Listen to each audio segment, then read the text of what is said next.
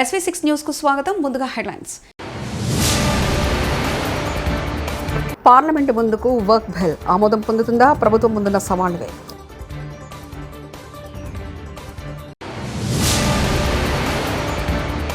HU భూములపై రాజకీయ రగడ.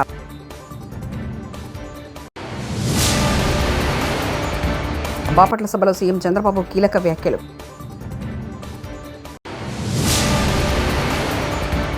ఒక్క ఎంపీపీ ఎలక్షన్ కోసం తెలుగుదేశం దుర్మార్గంగా వ్యవహరిస్తుంది. తోపుదూర్తి ప్రకాష్ రెడ్డి. దేశవ్యాప్తంగా చర్చ అంతా వర్క్ బిల్పై జరుగుతుంది. ఈ బిల్లు ఆమోదం పొందుతుందా లేదా అనేది అతిపెద్ద ప్రశ్నగా ఉంది.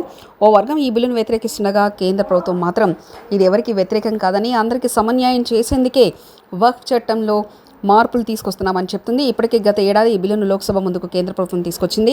దీనిపై సమగ్రంగా చర్చ జరగాలని మిగతా రాజకీయ పార్టీలు కోరడంతో చివరకు జాయింట్ పార్లమెంటరీ కమిటీ ఈ బిల్లును లోక్సభకు నివేదించింది. HCU భూముల వ్యవహారంపై కమాండ్ కంట్రోల్ సెంటర్లో మంత్రులతో ముగిసిన రేవంత్ రెడ్డి భేటీ అనంతరం మంత్రులతో సరదాగా నవ్వుతూ ముచ్చటిస్తున్న రేవంత్ రెడ్డి.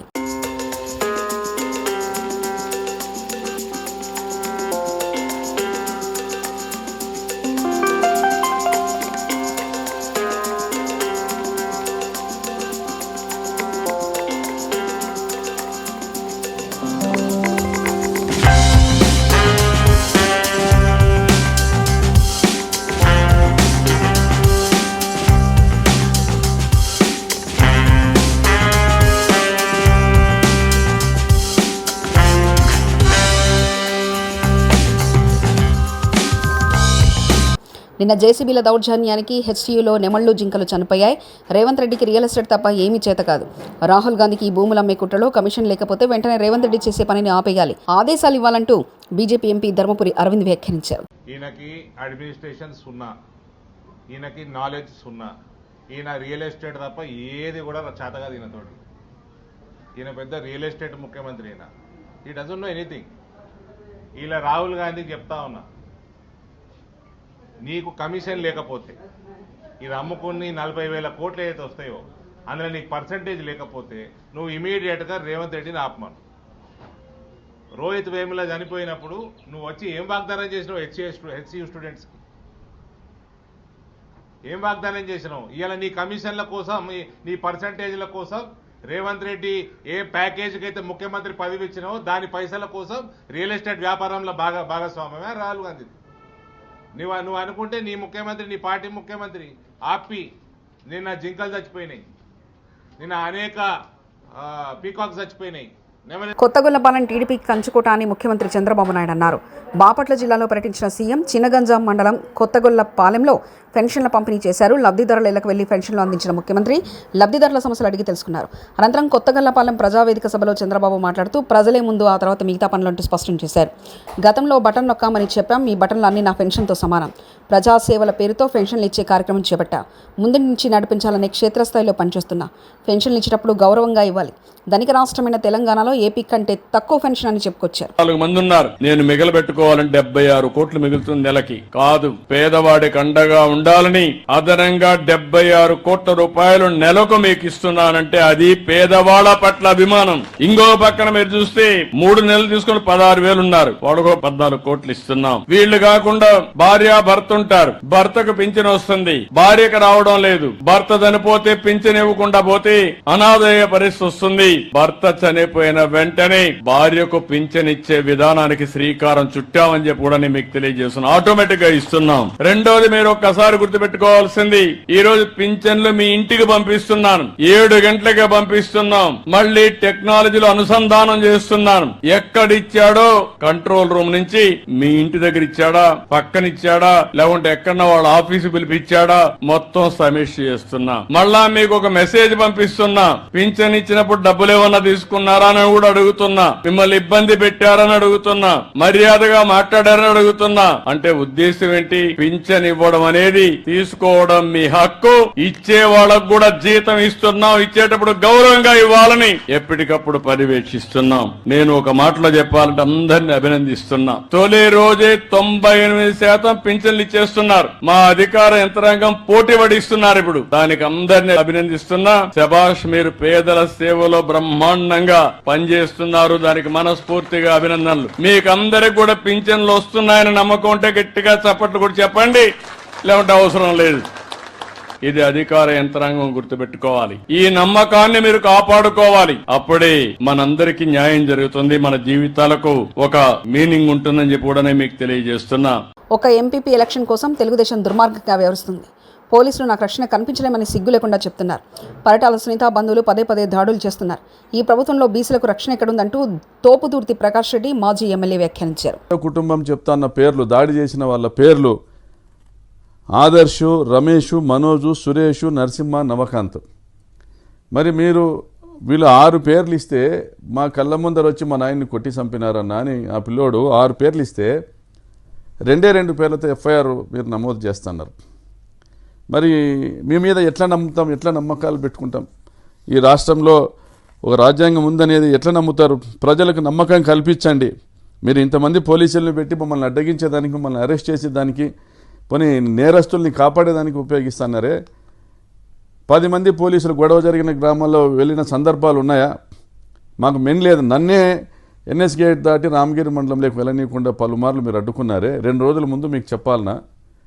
అదేనా మీరు చెప్తున్నటువంటి చట్టం? నన్నే ఎన్ఎస్ గేట్ దాటి రామగిరి మండలంలోకి రానివ్వలేం.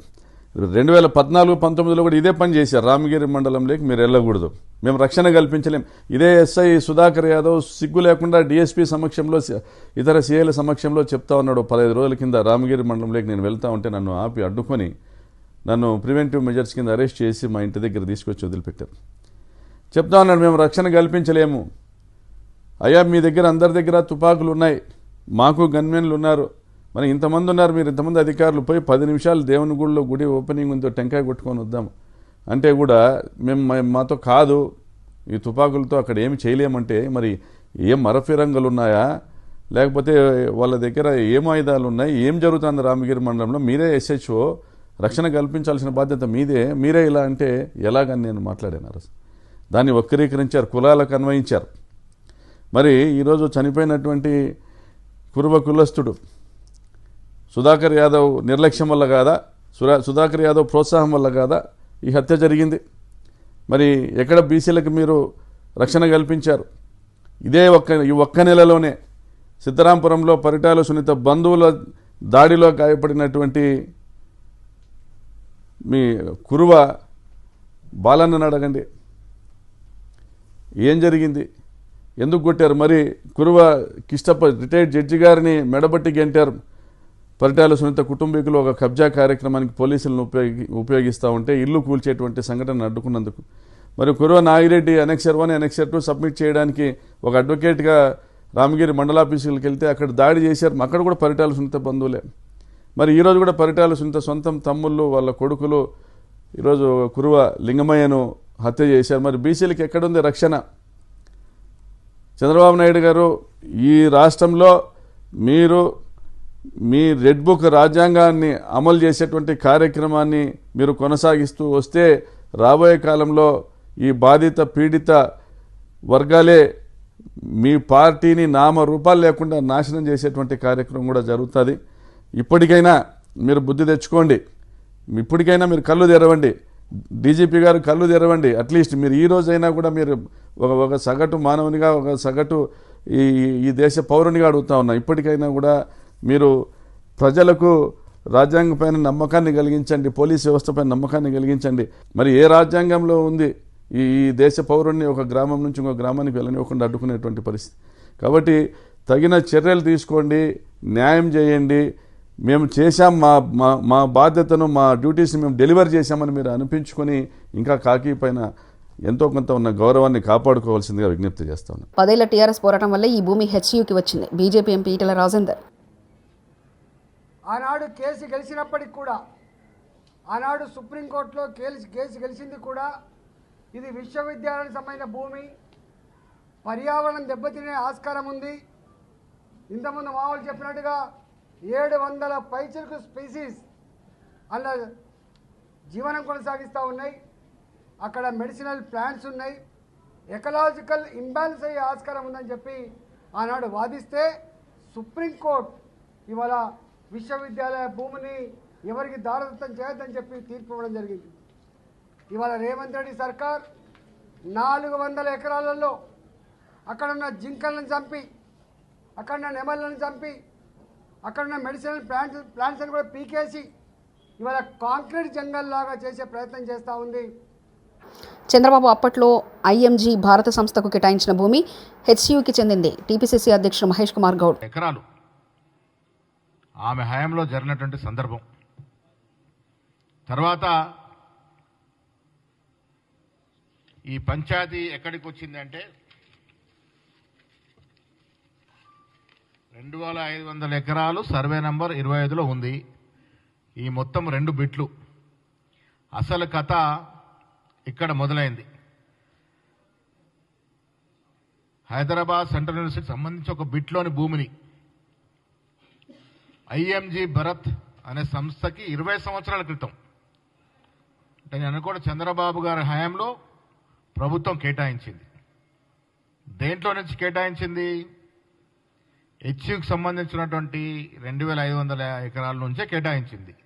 క్రిటిక్స్ పై రెచ్చిపోయిన నిర్మాత నాగవంశీ, క్రిటిక్స్ దమ్ముంటే నా సినిమాలు బ్యాన్ చేయండి, రివ్యూలు రాయకండి, నా సినిమాలు ఎలా ప్రమోట్ చేసుకోవాలో నాకు తెలుసు. నిర్మాత నాగవంశీ. నేను ఇంత కామెంట్ చేశాను కదా, నా సినిమాలు బ్యాన్ చేయండి, నా సినిమా ఆర్టికల్స్ రాయకండి, నా దగ్గర యాడ్ తీసుకోకండి, నా సినిమాలు రివ్యూ రాయకండి, చూసుకోండి, నాకేం అవసరంలా, మీరు మానేయండి, మమ్మల్ని బ్యాన్ చేయండి, చూస్తా నేను.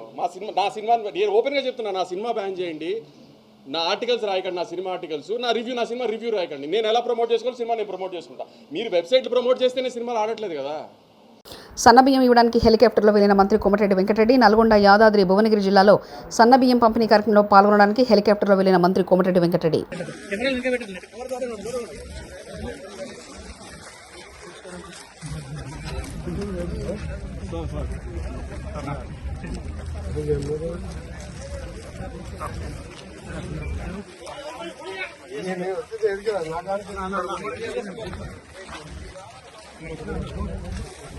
కేటీఆర్ ఇంటి వద్ద భారీగా పోలీసుల మోహరింపు. హెచ్సియులో విద్యార్థుల ఆందోళన నేపథ్యంలో వారికి మద్దతుగా వెళ్తారన్న అనుమానంతో కేటీఆర్ ఇంటి వద్ద భారీగా మోహరించిన పోలీసులు.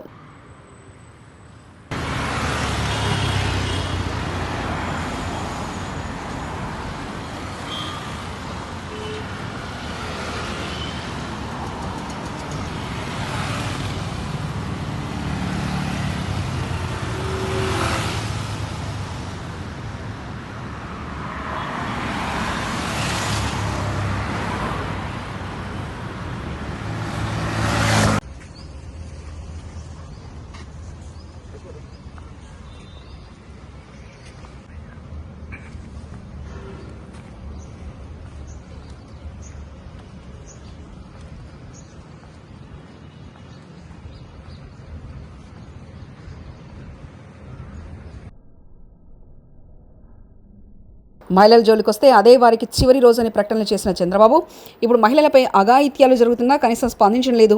రోజుకొక అబద్ధాన్ని చంద్రబాబు వండి వారుస్తున్నారు. ప్రజలను మోసం చేయడమే అతని లక్ష్యం. చెల్లుబైన వేణుగోపాలకృష్ణ మాజీ మంత్రి వ్యాఖ్యానించారు. ఎవరి దగ్గర చేయి చాయలేదే, ఎవరి దగ్గర ఆత్మగౌరవాన్ని తాకట్టు పెట్టలేదే, వారికి అర్హత ఉంటే పొందారు. ఇది నా ప్రభుత్వం అనేటువంటి రీతిలో. కానీ నీ మాయ మాటలు, నీ మోసపూరిత మాటలు, నీ అబద్ధాల్ని పదే పదే పదే పదే పదే చెప్పడం ద్వారా ప్రజలు మోసపోయారని వాళ్ళు తెలుసుకున్నారు.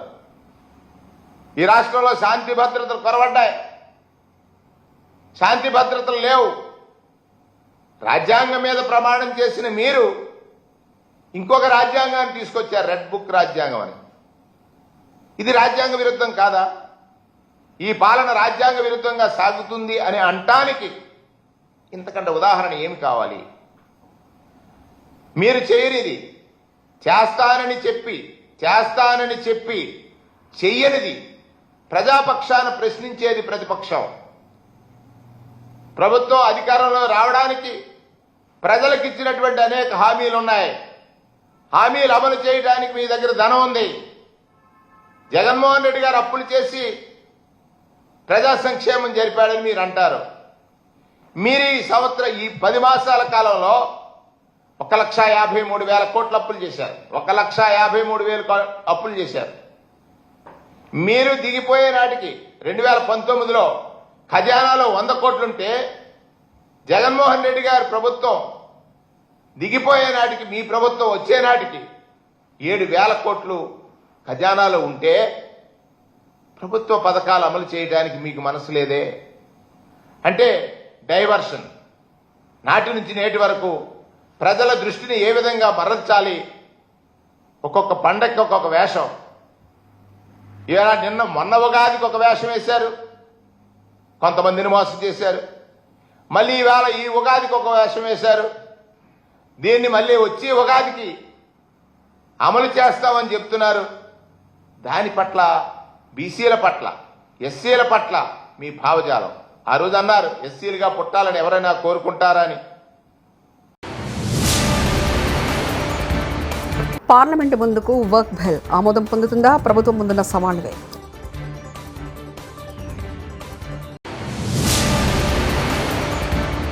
హెచ్యూ భూములపై రాజకీయ రగడ.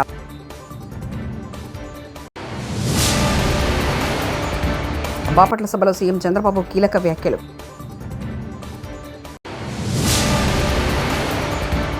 ఒక్క ఎంపీపీ ఎలక్షన్ కోసం తెలుగుదేశం దుర్మార్గంగా వ్యవహరిస్తుంది. తోపుదుర్తి ప్రకాష్ రెడ్డి.